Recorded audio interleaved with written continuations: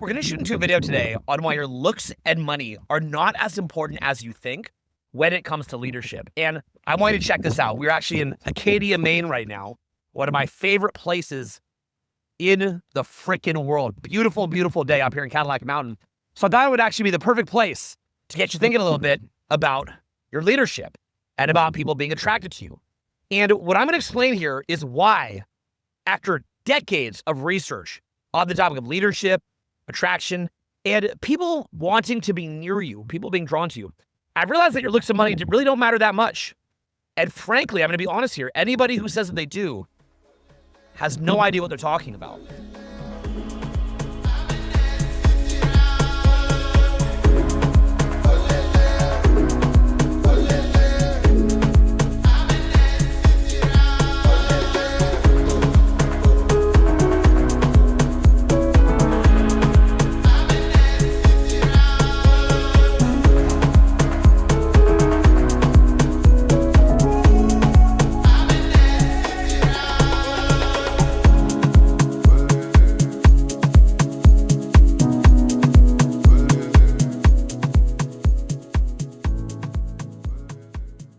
And if I have to hear one more person do this again, I will end it all tonight.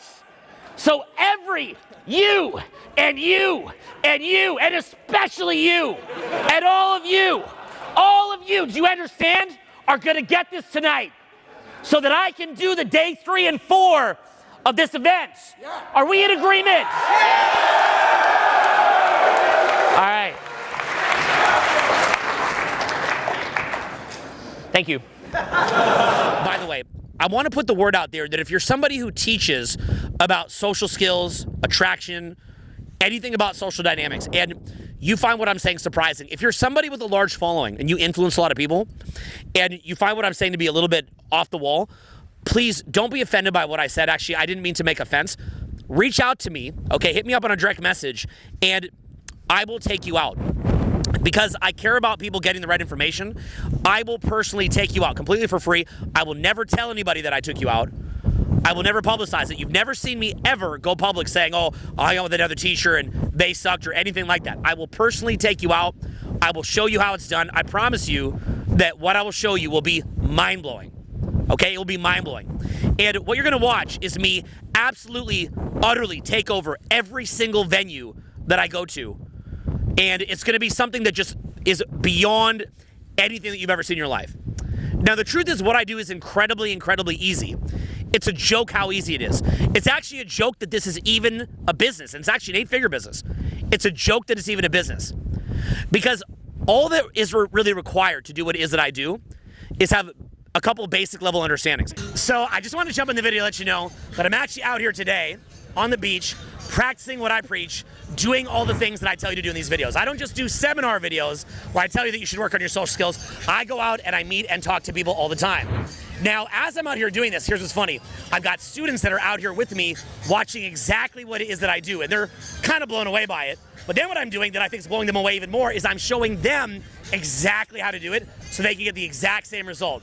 Now imagine for everybody that's out here, for the rest of their lives, if they want to make a business connection, they want to network, they want to make friends, they want to work on making a genuine connection with someone very, very special, they know exactly what to do forever and ever because we came out here and did this work. Well, here's the thing. This work is not for everybody. You've got to be a very, very special kind of person to have what it takes to come out here and do this. You've got to be an action taker. You've got to be somebody who understands the value of knowing how to meet people anytime, anywhere, and realizing that your net worth is your network, okay? When you know everybody, what winds up happening? You make more cash, you're happier, and you wind up raising the vibe for everybody. It's an incredible skill. Well, what I've done is a lot of people have asked me about these trainings, and so I created a brand new website. It's actually brand new, with a very, very deep video that's really shocking. It's a shocking video. It's kind of an intense video where I go very, very deep on what it is that this looks like. Like, imagine meeting up with me personally and going out and doing this. It's a shocking, crazy experience. And on the website, in the video, I show exactly what it is that you can expect. It's really crazy. So if you want to see this, click the link below. And if you think that you're somebody that has what it takes, because this is not for everybody, and you've got to actually add value to the group, okay? In a situation like this, you can't be a leech. You've got to be someone who's bringing energy and is serious about results. If you think that that's you, fill out the form right on the website, and what I'll do is come and meet up with you in person, and we're going to learn this together. But again, that's only if you're the right fit. If you think that that's you, you click the link below, and we'll be sitting out here together doing this and change your life. Anyway, click the link, and back to the video. Now, first of all, as we cut into this, what I'm going to say is, I'm going to show you, first of all, why looks and money are not the answer. And I'm going to give you two different reasons. First of all, because if you try to use just looks or money, and somebody who has social skills sees you out, let's say that you're meeting somebody, could be someone you're networking with, a business connection, could be somebody you're attracted to and have chemistry with, somebody you're friends with. If they have proper social skills, and you're relying mostly on your looks and your money to keep their interests, that person is going to body you metaphorically. They're going to body you. It is going to be a beatdown, okay, a metaphorical beatdown. What's going to happen is they're going to walk up to you, and like a magnet, the person who you're talking to is going to jump onto them. And, you can sit there flexing your arm, puffing out your chest, saying, let's go to my nice table. They're not going to care. They're not going to care at all. You're going to say, let's go back to my yacht. They're not going to care. So that is the number one reason why you have to understand social skills. They're not going to care. You're going to get demolished. You're going to deal with things like infidelity, okay? It is a cliche that rich guys perpetually get cheated on. And it's a cliche that guys who just care about their looks, honestly, get bodied out at the club because they sit there mean mugging with their, their biceps showing, sitting there waiting for that to do the work for them, while people who are just fun and outgoing and understand social skills run laps around them. So that's the first reason. The second reason is this. Looks and money are also an overcrowded niche. So you want to be one of one. Look, it's not that I wouldn't enjoy having a giant estate if my parents had the last name Rockefeller or, Vanderbilt. I'm sure me living at the Biltmore, a place that I've visited a couple times, put in some videos, the Biltmore estate, I'm sure that would be awesome if I lived there. Now, sadly, I don't live in the Biltmore. I only live in a mansion in the Hollywood Hills. And you'd think that even me with the mansion in the Hollywood Hills, that would be an advantage, right? I enjoyed living in a mansion in the Hollywood Hills. I live there because I'm a 45-year-old man who's built an 8-figure business. But even my mansion in the Hollywood Hills, if I throw a party there, I guarantee you, I can show you this. I'll throw a party there, and I'll do interviews. I'll be like, hey, do you like the crib? They'll be like, yeah, great crib. Have you been to better? Well, yeah. Every single person that's attractive or high level that I've invited to my house for parties has been on mega estates that are worth 50 to 100 times more than my crib. Look, I've been to parties at the Guggenheim Mansion. Okay, if you look up, the Guggenheim Museum, I've been to parties at the Guggenheim Mansion. I can show you clips of it. I'll include them in the video. I've been to parties at my friend Ty Lopez's house. My friend Ty Lopez, he has a $100 million estate. So, are you going to have a $100 million estate? Well, if you're just going to have a paltry Hollywood Hills mansion like mine, I can tell you they've been to better. That's not going to be enough to be competitive. Likewise, I've had it where for years I just pounded weights and cut the carbs and did my cardio. I've been as low as 6% body fat. And I can show you pictures of me getting dunk tested at 6% body fat. And honestly, even me, after years in the gym, and look, of course I could have done it better, there's better ways to do it. But the way that my genetics are, it wasn't like that was enough to make somebody who's a high-level businessman say, wow, you're in such great shape, I really respect that, or someone who I'm attracted to be drawn into me just by my body. In fact, sitting here right now, I'm much more bald and much more fat at age 45. I've had a lot better results being the way that I am now because I'm more confident than when I was in my early 30s. Not only that, but I was actually in a wheelchair this year. I am not kidding. Here, show the side shot. I can't even make this up. Like, you think I'm lying about this. Look at this. Like, how crazy can this video get? Look at this scar. I don't know how well you can see it. Try to show all the way to the corner here. That is my scar. I was in a wheelchair this year. I'm literally just getting back to walking now. I've had to rebuild my calves. And I can tell you, even being in a wheelchair, I had a phenomenal time. We had so much fun. My dating life was off the charts. I did great parties up at my house in a wheelchair.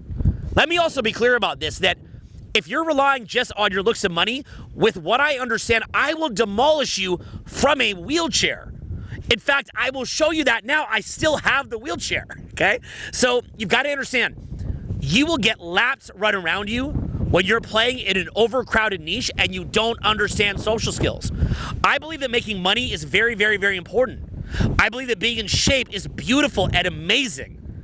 But don't use that as a driver to be a surrogate for social skills. It is not a driver of attraction with somebody who you meet. Now, what it is, however, and I'll go into this in the next shot, is something that gives you the confidence because the groupthink told you that you're cool now. Maybe to be a cool guy, maybe to be able to free associate, maybe to be able to control frames. So maybe if you needed that because you have a weak psychology, that was something that you needed, then it helped you. But the thing is, you falsely attributed any success that you got to your looks and money when it was actually your confidence, social skills, free social skills, humor, and frame, which perhaps you didn't have the courage to show to people unless you felt like you looked good enough or had the cash. So make money for your own reasons. I believe in making a lot of money. I teach how to make money. But you'll notice that I don't tell you, oh, when you make all that money, then you're going to find a significant other. No, I don't tell you that. In the future, I'd like to bring health experts into what I teach. Maybe in the future, I'll get in great shape and show you a couple things about what I learned because I know a lot about vitality. But I will never tell you that that is a replacement for social skills when it comes to getting captivating attention drawn on you and attraction. So anyway, we're going to go a lot deeper. We're just here in Acadia, Maine. A little cold out today, a little windy. Hope you're tolerating the wind well. But we're going to go very, very deep on this. This needs to be said. I hope this makes an impact on you. I hope that it builds your confidence. And let's go deeper.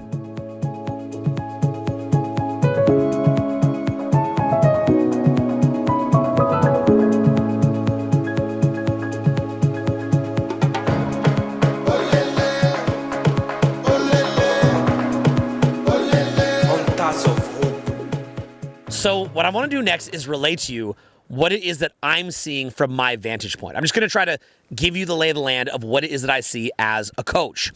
So I've been teaching seminars for 22 years. And for all 22 years, the most funny and repetitive, insanely obnoxious thing will happen again and again and again. Here's what it is. So I'll bring different people to the front of the room and I'll explain vocal projection is one of the single most important things when it comes to being a leader, to generating attraction, to captivating people. You have to project your voice. The reason why is because when people can see that you're unstifled and that you're not holding yourself back, automatically they get drawn in towards you, okay? And it's the difference between your voice being like, hey, how's it going? Like it's like holding in tight versus just completely, utterly free and not held back because you're not afraid. It's a game changer. I can remember just when I first learned this, I'd be in a restaurant or a bar or club, and I'd just start using my voice, and people would just start coming up to me, hovering around me. They'd want to listen in on my conversation. Sometimes women would come up to me and grab my head and start kissing me. They would start offering their numbers. Guys would want to come and be my friend. People would want to come and network with me just because my voice was free and I was having a good time. They could overhear me. It's amazing. So for many, many years, I will bring people up to the front, and I'll say, hey, we're going to go, and then they walk up and they go, okay, I'm going to do my best. I'm going to give my 10. And they go, and they even fake that they're yelling. It's the funniest thing. It's like this weird faking where they like take a deep breath and like they tense their body and they're like, hey. And then I'll say to the audience, how loud is that out of 10 compared to what they're capable of? The audience is like a 2, like a 1 or a 2. The best a guy might do would be like a 6. And the person is invariably shocked. They can't believe it that they're at a 1 or a 2 or at best a 6. Although there's like the odd guy that's at a 10. It's very rare. It's actually amazing. But most people don't realize this. So I've done this for years and years and years. And the crazy part is I put out videos of myself doing this over and over and over. And you'd think that the people that are watching this would see those videos and say, okay, I don't want to be like that. But inevitably, they still come up, and when it's their turn, their voice is stifled. So can you imagine that you're me when just unstifling someone and bringing them into a social gathering is going to absolutely change their social results? And yet 99% of people, no matter how much I show them to use their voice, they don't do it. Can you imagine how dumb that looks when they have the advice to go get jacked and to go make some cash? That thing, this look, like this thing you have right now, like you can't, like you're even doing this thing like where you'll push up your eyebrows a little bit like that. You have this kind of derp face thing going. It's like this. You're actually decent, and you're basically, okay? And but by the way, okay, progress. But by decent, I mean decent. And in your case, you're just straight hiding, bro. You're hiding. You're like, don't give me that money. And that's the thing. So we've got to get it. You've got to be aware. You're in look, if you go into a really dangerous environment and you do this stuff, actually, I suggest you not to do it. If you do go to a really dangerous country, don't be like, loud and attractive, okay, don't do that. But assuming that you're in a safe environment, bro, we're good to go. And what this really is, it's like a neurotic holding pattern. You guys ever get massage and you have what's called a knot in your back or something, right? And it's gonna hurt, right? To get it to release, it's gonna hurt. What Jeff has to do to them right now, okay, you're already moving back a bit. What Jeff has to do to them, he has to release the knot, but it's gonna hurt. When I say to you guys, go boo, it's because we gotta get this knot to release. And then when it releases, we can do a little bit of pain here, just like getting rid of the knot. There's a little bit of pain to make your life more relaxing and leisurely. So we got to fix this, and we got to go through the fire here together so that we can actually fix this. Let me ask you guys a question. Is everybody here jealous that you're not up here right now? Yes. How jealous do you guys feel that you're not up here right now? Are you guys like, oh, screw these guys and judging them?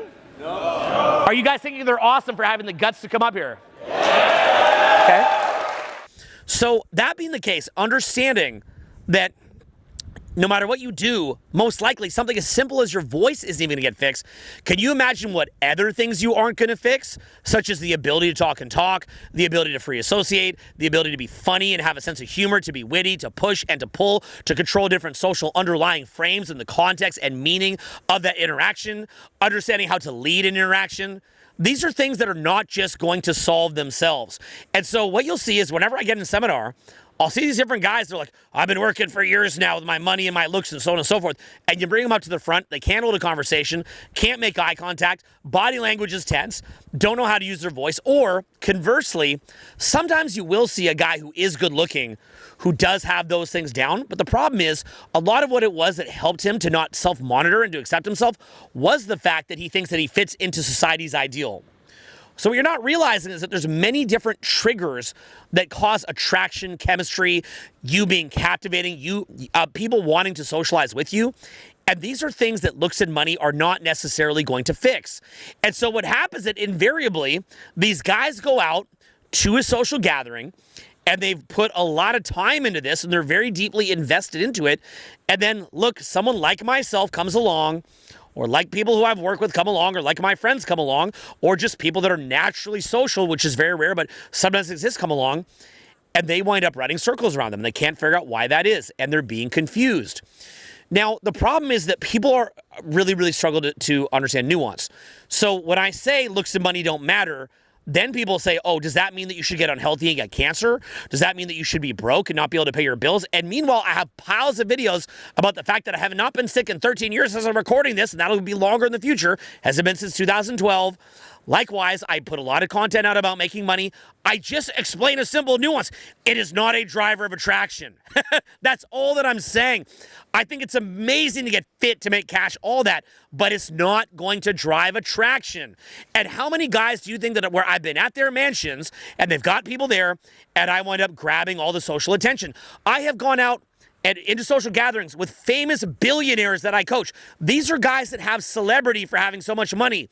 And again, I have to baby them in order for them to have attention, because if I'm gregarious and fun, I will wind up soaking up all the attention. Likewise, I've gone out with guys that are professional bodybuilders, and the same thing happens. I wind up soaking up all the attention, and I have to baby them and kind of baby step them through it and help them through it, because they do not have social skills, because money and looks are not going to be the drivers. That is just the fact. I want you to notice the changes that get made just by them having permission. A lot of this is an inner game issue. You have to give yourself permission. I'm not mic'd. Okay? So, again, let's just watch. Okay, just go, you do it. Do it as loud as you can. Okay, is that as loud as you can? Move up a bit. Everybody move up. Okay, that literally freaking sucks. I want to be clear here. It sucks so bad. What we're going to do is all of us are going to do the A together. All of us do it together. 1, 2, 3, loud as you can. 1, 2, 3, go.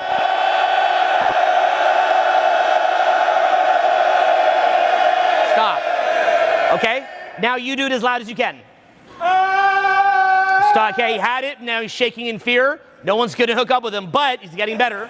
Okay, you show me. Okay, so again, I want you to notice. They're better, but these are self-imposed caps. In inner game work, we call this choosing me. You've got to choose you.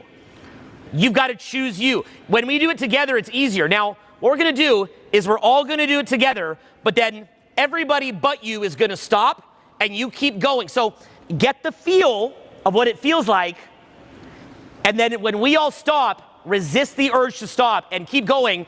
Block out that fear if you can.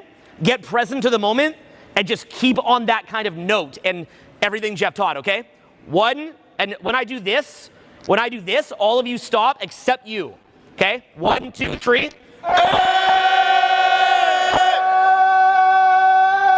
Good. Okay. We're gonna do it again. We're gonna do it on you now. 1, 2, 3. Decent, good. 1, 2, 3. Good. On him. 1, 2, 3. Very good. Give them a hand, guys. Great job. Awesome job. Very, very good, guys. Good shit, guys. Thank you, boys. Okay? Thank you so much, guys. Thank you. Thank you. Thank you, brother. Again, in saying this, I'm a huge fan of looks and money, just not as a driver for attraction and social skills. That is all that I'm saying. That being said, though, I do want to show a bit of the exception. The exception that I would see is that sometimes when a guy gets to the point that he's got his money together, he's got his looks together, he does start to feel more confident. For some guys, they do. And when they do, wow, they actually finally stop filtering themselves. They stop getting in the way of their own humor. They stop getting in the way of their voice projecting. They stop getting in the way of them naturally controlling frames. They stop getting in the way of themselves from talking and talking. So if you're somebody where having the looks and having the money gives you the confidence to finally be your damn self, then yes, you could do very, very well. So I've seen it in some cases where maybe somebody has grown up very good looking, or maybe somebody has grown up in a wealthy family, and for that reason, they felt confident. Maybe their parents were good, whatever the case. And because they kind of had that prepackaged approval, what winds up happening is that they're not attacking themselves and stifling themselves and getting in their own way, and they wind up having a better voice. You know, to be honest, I've kind of also seen the opposite. Like, a lot of the time I've met short guys, and those short guys have had it in their head that being short sucks, and as a result of that, they've had that their entire life, and they wind up creepy. Like, it's not uncommon that short guys are actively creepy, but it's not because they're short. It's because they heard that being short is bad, and then they've allowed that to take them into a dark place psychologically, and then because of that, they've started to act, a little bit off. So that's kind of what I'm trying to relate to you here today. Now, look, we're going to finish this video. We're actually in Acadia, Maine right now. Really beautiful. I hope that have you gone behind me at any point? Catch some of these beautiful shots just everywhere. There's just amazing shots everywhere. It's stunning. We're actually near a place called Thunder Hole. So it's been beautiful being back here. I actually shot a video here a couple years ago. And what we're going to do next is we're going to shoot probably some other cool places in New England. Okay, New England is like Maine, New Hampshire, Massachusetts. Is it Rhode Island? I can't remember, but it's this general area of New England. I'm having a really fun time out here. We're eating lobster rolls, got the kids out here. We're having a lot of fun. And what I'm going to try to show you next is the idea of what it means to have frame control. And by frame control, what that means, it's not about controlling another person, but it's about having control over your own frame and what it means to view yourself in a certain light. And if you view yourself very positively, how that gets transferred onto another person, okay? So I hope this is making a little bit of sense to you as far as why looks and money are not going to be the driver for your social skills. I hope it's making a little bit of sense. I understand it's tough, but here's the positive side. You can fix this in a weekend with proper coaching, and you can fix it in a couple years on your own. So we're going to be showing you a lot more on this, and honestly, this is very fixable. You're going to learn it, and when you do, you're going to thank me. You know the other cool thing? Honestly, you can use this stuff to make money anyway. Okay, so it's going to all wind up in your favor. You're going to make more cash, in my personal experience. You're going to get better social skills, and then because you're going to be happier, you'll also probably have less cortisol in your damn body. You'll probably even get in better shape. Who knows? Okay, let's eat too many lobster rolls like me. You see the point? All right, so we're going to shoot the next bit. Hope you're enjoying, and let's go down the rabbit hole.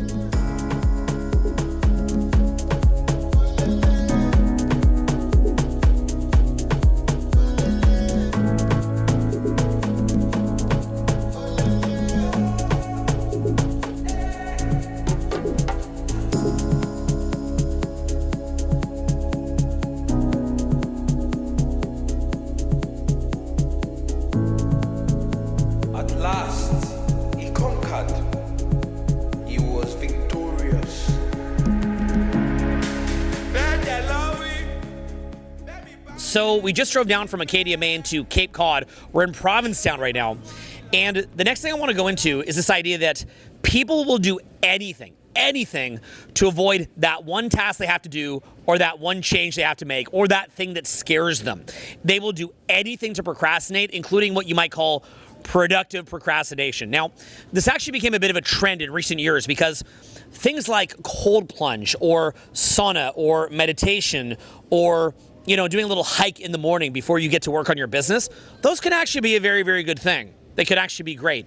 But what guys like Alex Hormozi sort of recognize, he's like, bro, I built a business without doing a fucking cold plunge or without doing a sauna or without doing morning cardio. I just woke up, rolled out of bed, and went to work. And that was how I built my business. For a champion in the physical realm, a lot of times they don't have an off switch. They just keep going. You have an off switch. It is their lack of it, which is what drives their success, right? And so to the same degree, you probably do things every single day that you should not be doing. And so what I want to introduce to you is a concept of the anti-routine as the most productive routine that is humanly possible for you to accomplish what you want. Obviously, just shifting the perspective of I need to do more things and I need to add more things to my routine, when in fact you need to stop doing things that you're currently doing. All that remains is the work to be done. And then you become very clear about why you are not being effective. So as great as that stuff is, you don't need to do it to become a multimillionaire. Now look, hilariously, I'm somebody who likes the sauna and the cold plunge in the morning and a bit of cardio in the morning because I find that I work better. But the thing is, after I finish those, I will go back to work and I will work the entire day if it is a work day. A lot of people, and this is what Hormozi was pointing out, is they're so caught in the weeds of the meditation and the sauna and the cold plunge and the, perfect meal or whatever that they wind up not becoming a multimillionaire. Well, in the same way, that is how I personally view it. And it's not a perfect analogy, but that's how I personally view the whole looks and money thing. Where it's like, look, the way that you can go out and meet people and have social skills or meet a significant other or network is you see the person that you want to talk to and you go talk to them. Okay? You want to do better socially? Go socialize. You want to get a date? Go get a date. Okay? You want to have a wild dating life? Go talk to people. And so what you'll see is that people who are terrified to just go say hi, they are honestly just terrified to just go say hi, will come up with any reason in the world not to have to just go say hi. And this is the craziest thing. Like, you might have noticed that over the years, a lot of the content that we put out is controversial. And I literally believe that 90% of that is just people that are afraid to go say hi. And so they will come up with any rationalization in the world to not go up and say hi. It's like, well, Owen said this and I don't agree with that and I don't have alignment with this. It's like, bro, can you go say hi? Well, I didn't like that this was said and I think you should have a different style and it should be more authentic or less authentic or whatever. It's like, bro, can you go say hi? Can you go say hi? Can you go say hi? Like, there's someone there. Go say hi. Like, that's it. Just go say hi, okay? So what I'm getting at here is, much like Alex Hormozi, who has been able to build a business without a morning sauna and a cold plunge, even though I happen to love those things, I love them, I myself have also had an amazing social life and an off-the-charts dating life just by going and saying hi. So as cool as it is to go get washboard abs and to be a multi-billionaire before you go say hi, maybe you should just go say hi, okay? That's what it is that I'm getting at here. Now, in addition to that, I want to also make it very, very clear to you. I want to get a little bit more precise here. Trying to win in a crowded niche, like we said back in Acadia, a crowded niche like, well, I'm just going to get really, really good looking. Let me get a little bit more specific about this. I want to get more specific. I myself have trained on and off my entire life. There's been periods where I didn't train at all and I got fat and a pot belly, although I usually even have muscle underneath. But, I'll get a pot belly, get fat. And then there's periods where I've been as low as 6% body fat. I talked about this in Acadia. And I can tell you specifically that for me, if I take about, 180, 200 grams of protein a day, cut the carbs, lift weights really, really heavy, I might get, 14 and a half, 15-inch arms flexed, and I get into like decent shape. Okay, I'll post pictures here with my like gym outfit or shirt off or whatever, and you can see what it looks like. That's about what happens. That's even with creatine. Now, is there some way that I could, take it to another level, whether that's with TRT, steroids, or just, maybe a better training protocol? Even though I understand how to train decently, but a better training protocol, sure. But let's be honest with ourselves. I've already proven to you that when I was in that shape that I was in the past, that my results are currently better now. Fat and more bald with a gray beard in a wheelchair, my results are better now than they were back then. Why? Because I became more confident, I have a stronger frame, and I have better subcommunication, and I've gotten better at building out a cool social media to capture the contact information of the people that I contact. I have better invites, okay? Just basic social skills. So it's not that I'm opposed to people lifting weights. I think that's amazing. But first question is, do you know how to go say hi? Can you go say hi? Do you have great communication? How is your voice? And then from there, what is your confidence like? What is your frame control like? Do you have the ability to talk and talk? Are you funny? Can you go and engage an entire venue? Do you have good invites?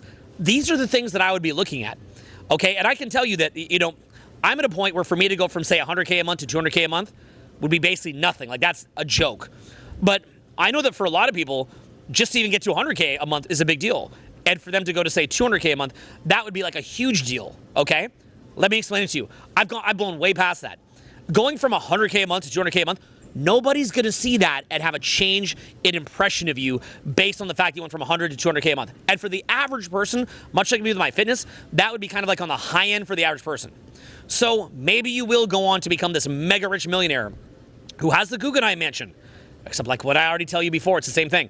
Guys like me are going to wind up at your mansion party and we're going to wind up ganking you, okay? It's going to be ugly. It's going to be bad. It's a stereotype that these rich guys that thought it was going to work wind up getting ganked by guys with social skills, okay? You'll be talking to someone. Next thing you know, they'll be running off with that person with better social skills. It'll happen instantly. It'll happen fast. It'll happen furious. And there'll be nothing that you could do about it. Other than go, but I'm rich, and look at this. There'll be nothing you can do. Nothing. You'll get ganked, okay? So, and especially issues surrounding infidelity and so on and so forth. And by the way, I'm really out there playing, right? I really do my thing. So it doesn't mean that I couldn't get took as well. I'm good. But anybody who's anybody, I don't care if you're LeBron James, you get dunked on. If you're Kobe Bryant, you get dunked on. So it's never going to be 100% that even with perfect social skills, sometimes somebody comes with better social skills and you lose that time. That will happen from time to time if you're actually out there and not just posting videos on the internet. So from time to time, that can happen to me. But it's very, very, very rare. And in 99 times out of 100 or even 999 times out of 1,000, I'm the one who's employing better social skills, winding up meeting someone who's maybe with someone rich or maybe with someone good looking, and they wind up leaving with me. This is going to happen again and again and again and again and again. And that is leaving with me in a wheelchair, leaving with me as a bald guy with a pot belly, and so on and so forth. This is normal, by the way. Anybody who understands social skills understands that this is absolutely and completely normal. This is how it works. This is reality.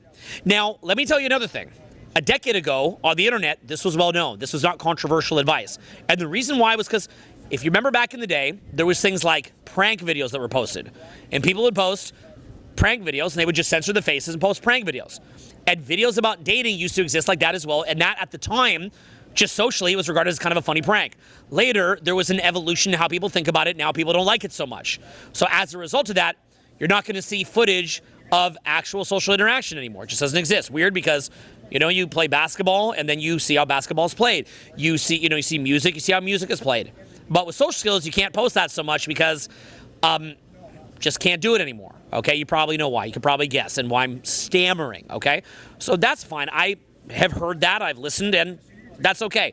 But what I'd explain to you is that back when that was common, nobody would have questioned this. The only reason that people can get away with that now is because footage like that no longer exists.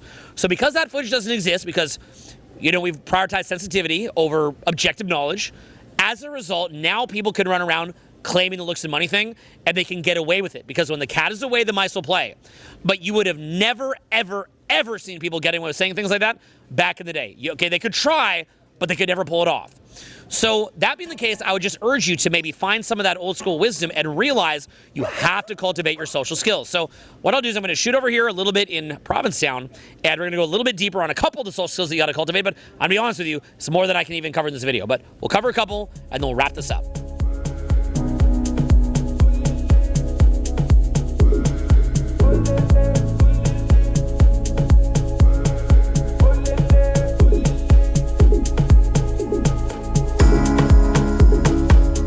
Okay, so the next thing I want to explain is if you're somebody who believes that looks and money are everything, what I'd like you to do is list for me the top 20 different internal shifts that a person has to make to have great social skills. List to me the top 20. Then from there, list to me the top 20 external skill sets, social skill sets, that you'd have to have. And then show me how you spent 2 or 3 years working to internalize these things. Show me how you are now a world-class public speaker.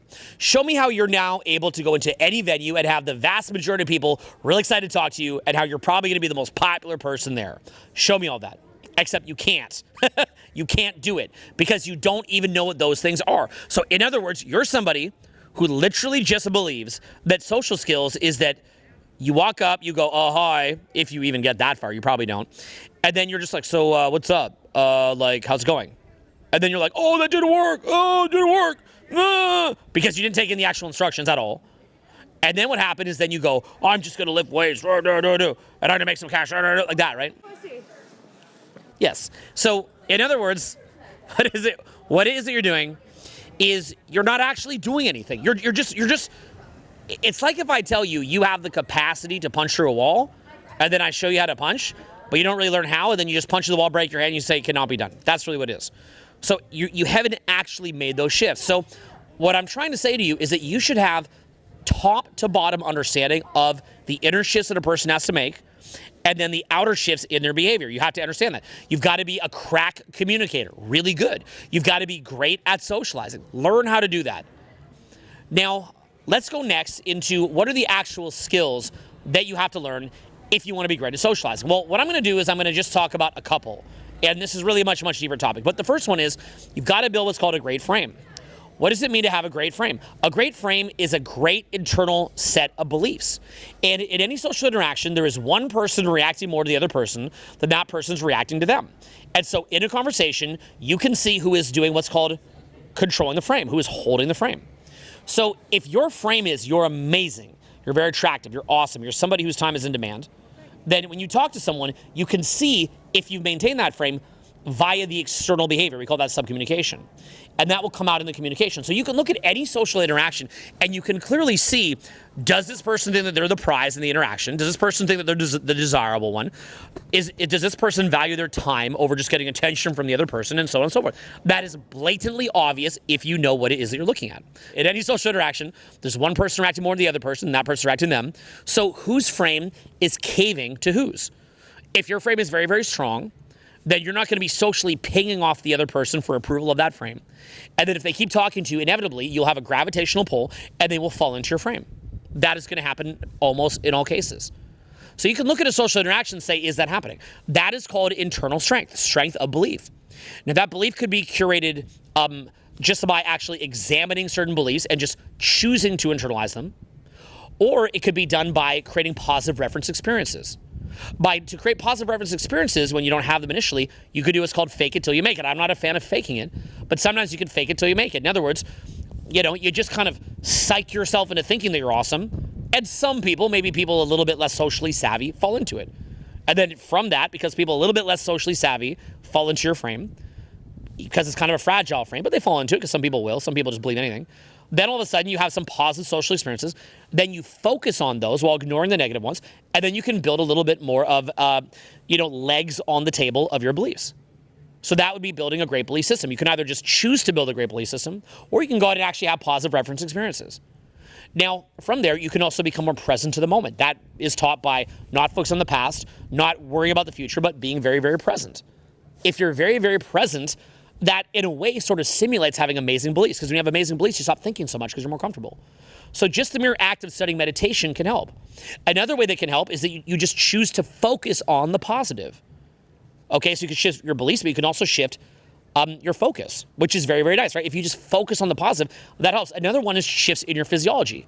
The way that you move will often dictate the way that you feel about yourself, right? If you're kind of hunched over like that, that's different than if you're actually enjoying yourself. Another thing could be that you consciously choose to not just focus on the positive, but also to make jokes. So now you're laughing. Okay, so let's look at it. You can consciously choose to internalize beliefs. You can, if that's too hard, you can fake it till you make it, and some people kind of buy in. You could choose to be present to the moment. You could choose to focus on the positive. You could choose to make yourself laugh. Now, and then you can consciously choose how you see yourself, and you can be aware of the value that you offer to others. That will come through in your frame. Other people will pick up on that coming from your frame. Whether you're rich or whether you're super jacked, well, you might rely on those external pillars in order to feel confident about yourself. But let me tell you something. You can make all the money in the world. If you haven't had the internal shift, you're just going to be even more unconfident because you've trained your mind to say, I'll be confident when in the future. I'll be confident when. I'll be confident when. I'll be confident when. Later. Oh, I'll be confident when I can bench press 300, 400, 500. When I can bench press 600, I'll finally be confident. Dude, shut the fuck up and just be fucking confident. What the fuck are you doing? What the fuck are you doing? Now, from there, there's also shifts in external behavior, which really manifests from the internal. Although, funny enough, side point, like we said, sometimes if you just shift your physiology consciously, that can actually shift your internal. So it's really a bit of like a loop. And you can attack that loop from the point of beliefs, or you can attack that loop from the point of behavior. What are the shifts in behavior? Like we talked about up in Acadia, we said you can use vocal projection. Hey, vocal projection. I'm being a little bit polite here. It's at night. Okay, shift your vocal projection. You can also look at vocal tone. Do you have a trying for report tone? Hi there, how are you? Or hey, how are you doing?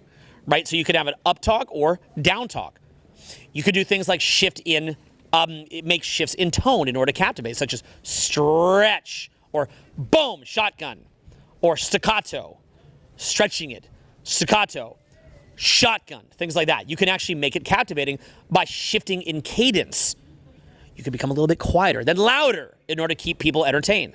So you have projection, you have tonality, and in the way that you're using your voice, you can change it dramatically. It's also in your body language. Your body language can either be loose and relaxed, or your body language shows that you're uptight and tense. You can take up space comfortably, or you can be hiding and ashamed of yourself in your body language. So you can shift that. Another one is eye contact. Do you have penetrating laser-like eye contact that's not so trying too hard that it's scary, but just casual because you're present to the moment? So in other words, you're not like unconfident yourself and covering it with eye contact like that, unless you're maybe faking it until you make it. Some people might buy in. Or are you nice and present and relaxed, in which case you naturally have good eye contact? Now, from there, you've got to train yourself to be able to free associate, to talk and talk. And if you could talk and talk, we call that free association. It's the ability to just kind of like not get in your own way and share your thoughts. And you've created sort of a fun perspective of life where you like to free associate, you like to talk and talk, you like to riff, and you enjoy hearing yourself joke around, you enjoy hearing yourself talk. It is self-entertaining to you. It's not reaction-seeking, but it is self-entertaining. It pumps your own state. Well, now you know. Now you've got great internals and a great frame. You've got great external behaviors, and then you learn how to talk and talk. So that allows you to hold a conversation. And then what you do is you learn how to initiate conversations. If you can initiate conversations comfortably, and you can talk and talk, that allows people to be pulled in your world. Well, another thing you could do as opposed to talking and talking is what's called a vacuum. If you're very, very present, you could just look at someone, create a vacuum, and then they'll start qualifying to you. Then you could do things like teasing or little jokes, where you might say, you and I wouldn't get along. You know why? We're too similar. We wouldn't take each other's shit.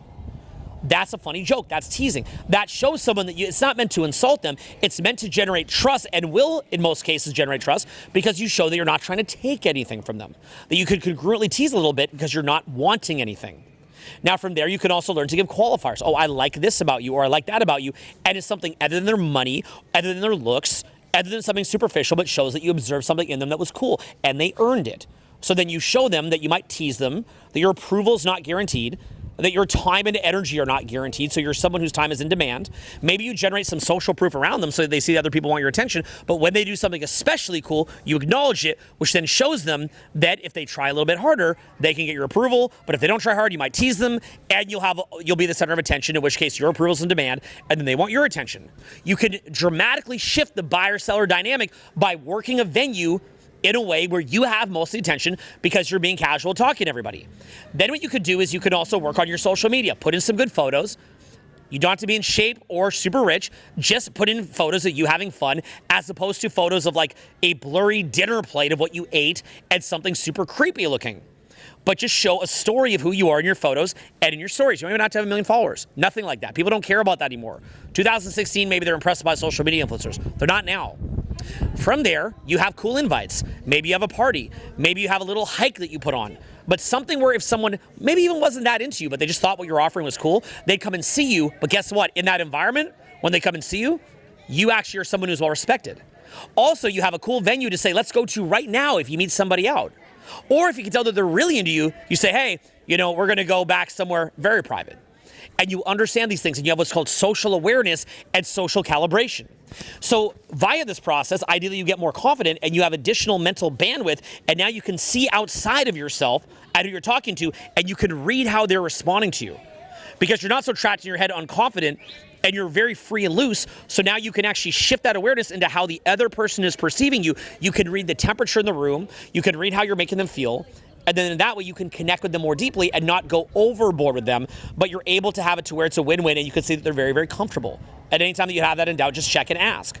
So there's many different elements to this that you would need to have down to have proper social skills. How to get loose, how to get into momentum, how to go to any environment and talk to people. And once you have that, let me explain this to you.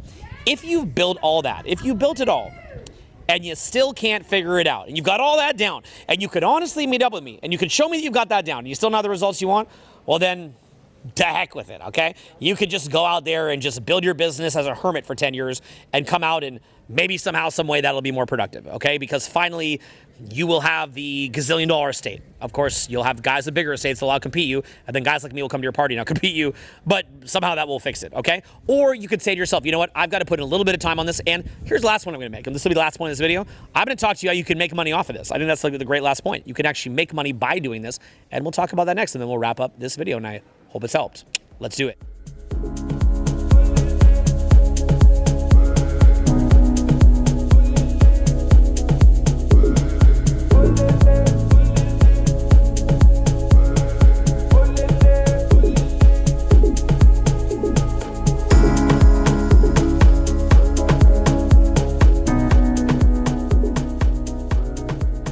So the last thing I want to do is create what's called a steel man argument for something that I want to debunk. And this is this idea that I see floating around on the internet that a guy in his 20s should not focus on his social skills at all. He should focus on getting jacked, and he should focus on making money before he builds his social skills. Now, I'm going to sort of look at that from the strongest possible version of that, and then I'm going to debunk it. Okay, here's what it is. So imagine you have some guy who thinks people are going to really like me, even though I have nothing to offer.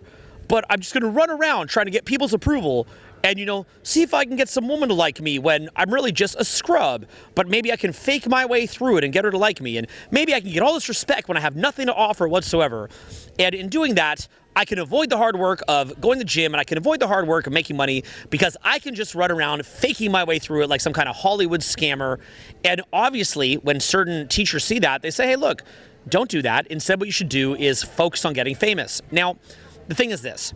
When some of the teachers have said that, I actually believe that they are saying that with good intention. And perhaps the reason why they're saying that, I can't really speak 100% for where someone else is coming from. So I'm just going to give my interpretation. Probably wrong to some extent, but I'll just say how I see it. What they're probably thinking is, well, you know, I got rich, I got jacked, and I made a YouTube channel about it, or I became famous on YouTube, or became famous on Instagram, or wherever. And then after I became famous, I had a stacked dating roster, and I have all these people chasing me. Not every single person is going to go and get famous on YouTube. And frankly, even if you do get famous on YouTube, if you don't have social skills, you probably don't even understand how to convert that into anything positive. And I can promise you, I know that because I live in Los Angeles and I meet a lot of these influencers in real life. And some can be a pretty good situation and some not so much. And by some, I mean most. So that would be the version that they're trying to relate to, right? It's like, well, if you actually have real substance, why would you need to learn how to have charisma or social skills? Here's the problem with that mentality. First of all, how many times have you had it where, let's say that you lack charisma and you lack communication skills, you lack social skills. You're maybe, let's say for example, you have a job. Okay, you have a job. You go work and work and work and work. And then some guy or girl or whoever who has better social skills than you and is more likable than you winds up getting more credit than you got with the boss because they're better at connecting and relating to people. So they wind up getting credit for your work. Well, that's something that can happen a lot. Absolutely can happen all the time. So if you think that it's going to, like, do you really believe that having great communication skills and being likable and being fun is not going to help you to get a raise at your job? But let's imagine, for example, that you have a business. Well, if you run a business, do you want to be able to communicate with your clients? I remember back in the day, there was this fiasco at Netflix where Netflix was like, we're going to take away the streaming services, and then there was like this big fiasco and hit their stock price, and then the CEO was like, okay, look, we're going to shift the DVD version and we're going to call it Quickster, and he gave this really, really horrible speech into video to try to calm down his audience. Now, look, Netflix turned out to be fine, and you know they bounced back and they fixed it, but That CEO not having communication skills made himself look like an idiot. Imagine, for example, let's look at Mark Zuckerberg, okay, who was not trained by me in communication. And then let's think about different people from, say, I don't know, I coached way back in the day, the PayPal Mafia, if you know who they are. And some of the people who were coached by me that are maybe the richest person in the world or among the richest people in the world. Let's think about that, right?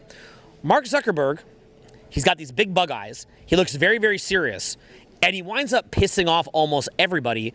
And as a result of that, because he lacks certain social skills, he winds up being somebody who is the target of a lot of derision, and that winds up hitting his stock price. Versus you might have another guy, as an example, let's say Elon Musk, and Elon is a much, much better communicator. Now, Elon has chosen to champion free speech, and Elon has chosen to also champion some issues that are controversial, and he deserves all the credit in the universe for that. But, and some of those things have hit his stock price at times. But overall, Elon being a great communicator has actually allowed him to be a champion for some of those issues. And in addition, he's much, much more beloved because of the fact that he knows how to communicate. At least are the people who can side with things like free speech. Some people actually want their speech oppressed. They're like, no, censor us. It's crazy. So you see what I'm getting at here is that communication skills as a business owner is massive. I know that this is hard for you to believe, but I have actually coached many multimillionaires. Like you're talking tens of millions, some at hundreds of millions, and some at over $1 billion.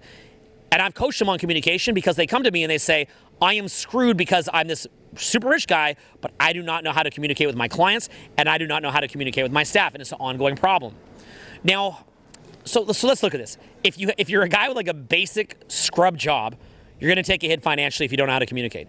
If you're someone who's a billionaire, you're going to take a hit if you don't know how to communicate. But let's just say that you're somebody who, I don't know, maybe you just want to make a couple $1,000,000, and what would be the best way to do that I can think of? Using communication skills on social media.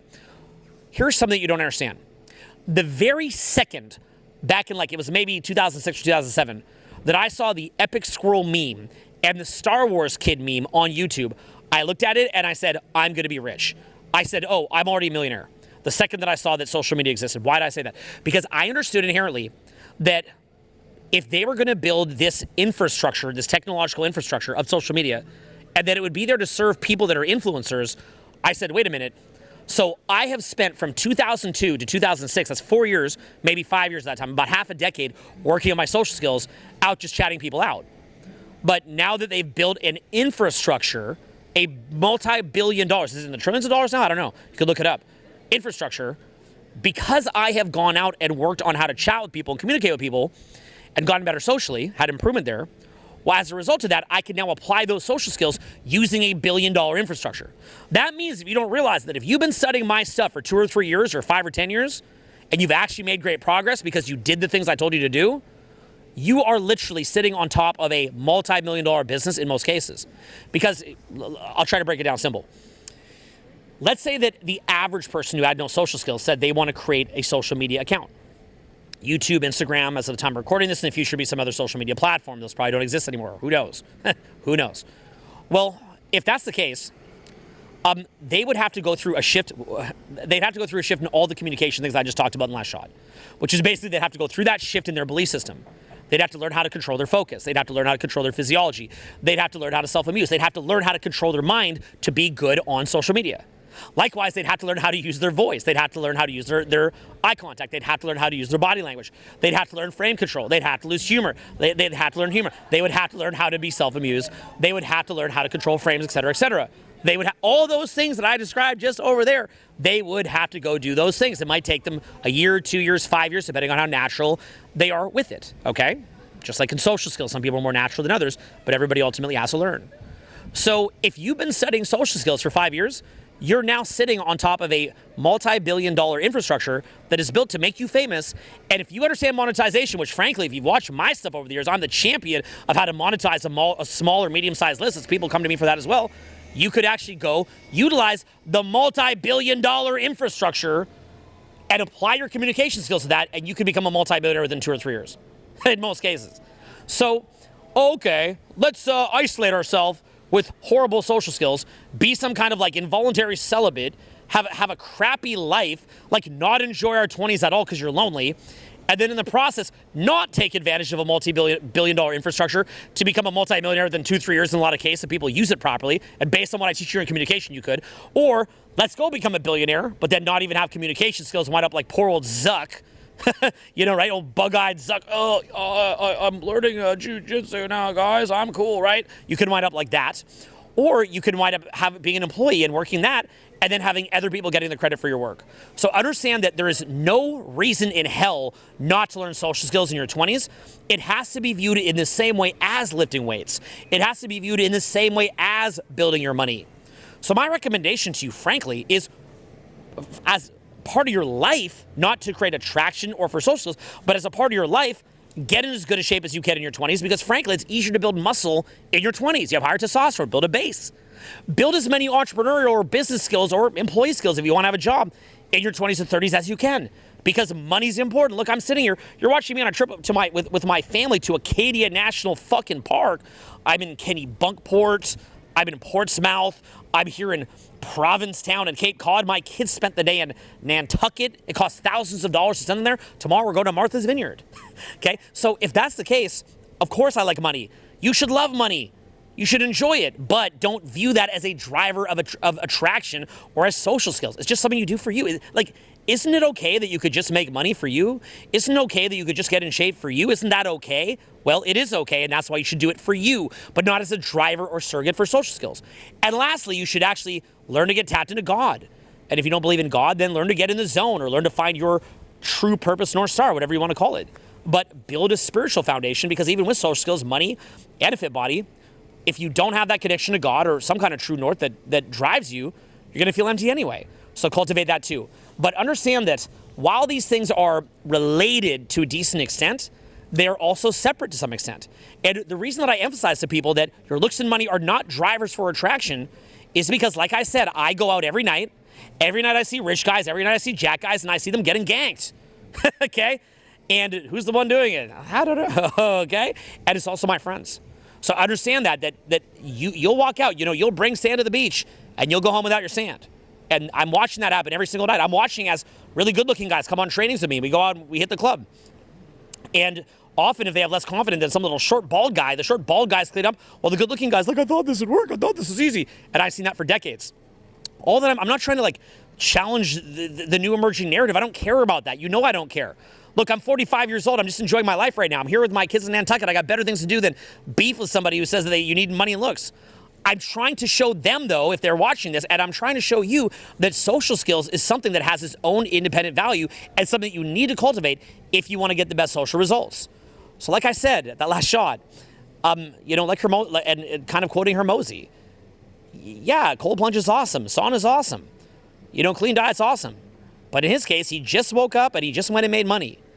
Getting jacked, getting rich is awesome. Maybe could build some confidence. But at the end of the day, the fastest point from point A to point B is just to go see someone and say hi. And I would recommend that you do that. I hope this helps, okay? And I hope that you will be inspired to just go say hi and to make a decision to do that every single day of your life in a way that is consensual, appropriate, and win-win. And if you do this, I think your life is going to change absolutely dramatically, because you will understand what real social skills are, you'll understand what real attraction is, and when you wind up getting a significant other or a business partner or a friend, they will like you just for you. Something that is at the core of who you are, something that you could never lose, because it's your positive energy, it's your perspective on life, and your ability to reach out and connect with another human being. So we're just walking back to the parking lot, and I thought we would add just one more section. And this last section, I'm going to call it fuck around and find out. And the theme of it being in this last section, if you fuck around by thinking that you could substitute looks or money for social skills, you're going to find out. Now, I say this as somebody who, because I've gone out for many, many years, I understand that infidelity, cheating, is way more common than people realize. In fact, the norm is infidelity. Let me be very, very clear about this. The norm is infidelity. So you fuck around, you're going to find out real quick. And the major thing in my experiences that causes cheating is when people believe that something they provide is meant to hold attraction or to be a substitute for social skills, rather than it being the core of who they are. So if you make money, it should be that you make the perfect amount of money that you in your soul want to make, but not for ego and not for self-qualification. If you say, okay, I'm going to work out, you should live in the body that in your soul you deeply resonate with and want to live in, but not the kind of body that you're doing to get approval from other people or for self-qualification, okay? So whenever you see somebody who's like, I don't feel good enough, so I'm gonna get super big and overcompensate, or I don't feel good enough, so I need to be super rich, and it's not something true to their soul, but it's something that is done for self-qualification, the cheating is crazy. You fuck around, you're gonna find out, because that inherent systemic self-qualification, where the person has built a whole web and lifestyle of self-qualification, means that he is very vulnerable to infidelity in his relationships. Because frankly, look, when you're out, if you're competing over someone for their attention, the number one way that someone who's gonna, if I'm gonna come up to you and I'm gonna compete with you, the first thing I'm gonna do is I'm gonna start teasing you about areas that you're self-qualifying. I'm gonna imitate you as trying too hard and make little jokes to get you to fall in my frame to show that you're trying too hard and you care too much. That's how I'm gonna get a wedge in order to outcompete you. So if your whole lifestyle surrounding looks and money is one of self-qualification and overcompensation, you've got an entire lifestyle, way of life that makes you vulnerable, and that is a surefire recipe for mass amounts of cheating, okay? It is gonna be bad. So fuck around and find out. And someone in my lifestyle, I know this all too well. And I know what you're thinking, oh, well, you live in Los Angeles, except here I am out in Provincetown. You just saw me in Maine. I'm mostly out in nature. So unless you actually live mostly out in nature, no, I don't just live in LA, okay? In fact, it's actually more extreme out in smaller cities, because the things that work in LA or that work in Miami or that work in New York work extra well when you're a big fish in a small pond, okay? So anyway, let me wrap up this story, then we're gonna wrap this up, okay? We're gonna wrap this up. But that was a powerful point I just made about this, the entire lifestyle of self-qualification. So a buddy of mine, man, that guy, way back in the day, he always crushed it socially, had amazing social results. I believe he dated 2 different Victoria's Secret models, just meeting them out randomly. You have to have crazy social skills to know how to do that. So he comes to me and he's like, hey man, look, I've been working on my social skills for years, but I'm broke. And I feel like to get my social results to the next level, I got to make some money, because then I could just invite all my friends on a private plane to Cabo whenever I want. That would be the next level of social results. I'm going to go make money. I said to him, look, go make your paper, my man. I've made my paper. You make your paper. But do it for you, not as an extended form of self-qualification. If you say to me that in any way, shape, or form you need this for social results, it's going to create a vulnerability. Well, he went out, he built a business, and same way he's incredibly intelligent, he wound up building, he was able to date 2 different Victoria's Secret models, just meet them out. He used that same intelligence, and he wound up creating a business that in some cases makes $1 million a day in sales. Doesn't keep $1 million, but he's done that a day in sales. That's no joke, $1 million a day, mostly using cold traffic on YouTube and other platforms. So anyway, he came to me, he said, man, I've got this new girlfriend, and she's a higher quality woman, the kind of woman I never could have met back in the day, a next level woman. And if I hadn't made all this money, I never could have met her. Guys always do this. They use women to rationalize just getting out and making the money that you should make anyway. They say, I'll get women out of it. I said, bro, she's lucky to have you because of you, not because you make more money. He's like, ha ha, but really it's the money.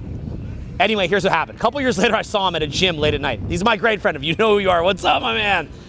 And so I saw him out at a gym. He's like, yeah, we wound up breaking up. I said, what happened? He said, and I might have the story slightly wrong, but this is the gist of it.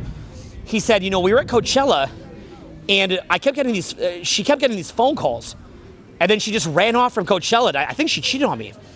I said, oh, shit, that's horrible, bro. Well, anyway, here's the best part. I think back to one of my old students who's only 22 years old, in our version of reality, like a kid. 22-year-old. This 22-year-old ex-student of mine lives on a bunk bed.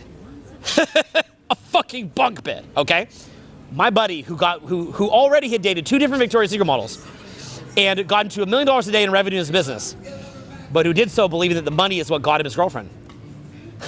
I call my buddy, I say, hey, I call my buddy, because I remember the story, my other buddy, the 22-year-old, he was like, bro, there was this guy, some rich guy at Coachella, and I jacked him for his girl, and she left him and came to see me, and I hooked up with her in my bunk bed.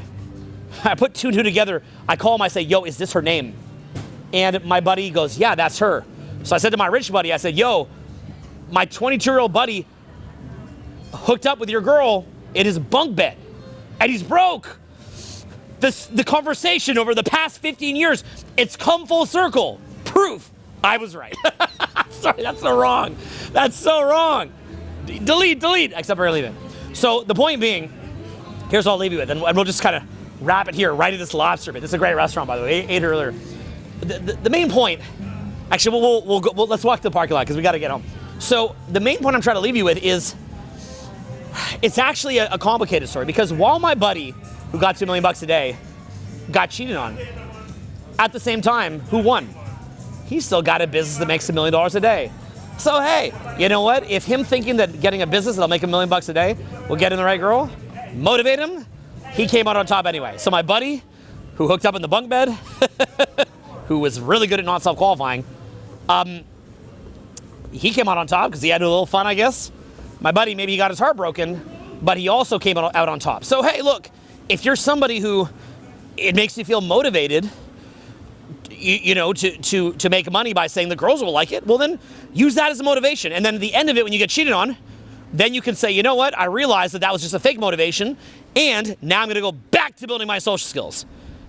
Then you be a multimillionaire, and as long as you went back to building your social skills and got back on point and stopped self-qualifying and did what was true to your soul from there, well then you'd be rich and you'd have the social skills. So, you know, there you go, right? Oh, and my buddy, by the way, his company was a fitness company. The rich guy is jacked. So there you go. So he won, everybody won, and you can win. You see where I'm going with this? But just understand that anything that you do for self-qualification is anti-attractive. So you have to get aligned internally to who you are deeply in your soul and live a life that is built upon that. And if you do that, and you're not self-qualifying, and you use the social skills that we talked about earlier in this video, that's going to get you your best results socially, and you make your money, you get in shape in a way that you want to do for you, not anybody else, but you. Fastest way from point A to point B is a straight line. Best way to get social skills and social results is to socialize. Hope you'll internalize it. Hope it makes sense. Peace.